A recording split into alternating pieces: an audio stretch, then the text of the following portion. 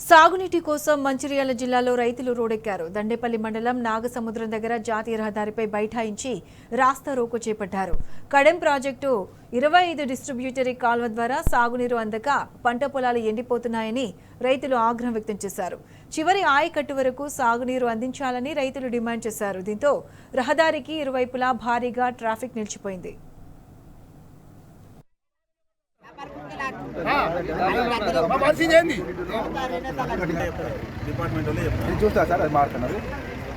ఆయన నీళ్ళలో ఎట్లొస్తే స్వామి అని మాట్లాడుతున్నారు వాళ్ళు. ఆయన మాట నడతలేదు స్వామి. ఆయన మా ముందరే ఫోన్ చేస్తాడు, నీళ్ళు ఇడమని చెప్తాడు. ఆయన మాట నడనిస్తలేదు. ఇప్పటికి 5 తల్లు చూసాం కదా స్వామి వాళ్ళ మాట. కడెం ప్రాజెక్టు కింద రబీ పంటకు 8 తల్లు ఇస్తా అని పేపర్ స్టేట్మెంట్ ఇచ్చారు.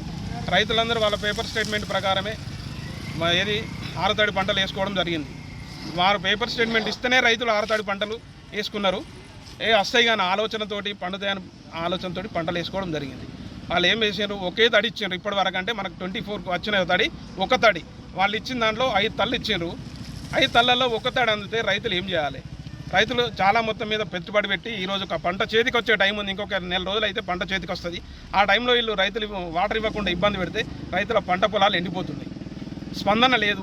ఎవరికి ఫోన్ చేసినా వాటర్ వస్తున్నాయని అంటున్నారు కానీ కనీసం మరి ఇక్కడ వచ్చి వాటర్ ఎంతవరకు వచ్చినాయి, ఏం జరిగిందని చూసిన వాళ్ళు కూడా ఎవరు లేరు. అడిగితే ఫోన్ చేస్తే ఏ అధికారి ఫోన్ లిఫ్ట్ చేయడం లేదు. ఎవరైనా కూడా ఇంత బాధ ఉందని చెప్పుకుంటే కూడా ఎవరు పట్టించుకోవడం లేదు. అనుకోకుండా మొన్న పేపర్ స్టేట్మెంట్ కూడా ఇవ్వడం జరిగింది, వాటర్ వస్తలేవని ఫోటోలు కూడా ఇవ్వడం జరిగింది. అట్లా కూడా స్పందన లేదు. దాన్ని దృష్టిలో పెట్టుకొని ఈ రోజున మేము ధర్నా చేయడం జరిగింది.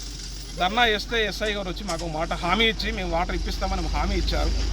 ఎస్ఐ గారు మాట మేరకు మేము ధర్నా విరమించుకున్నాము.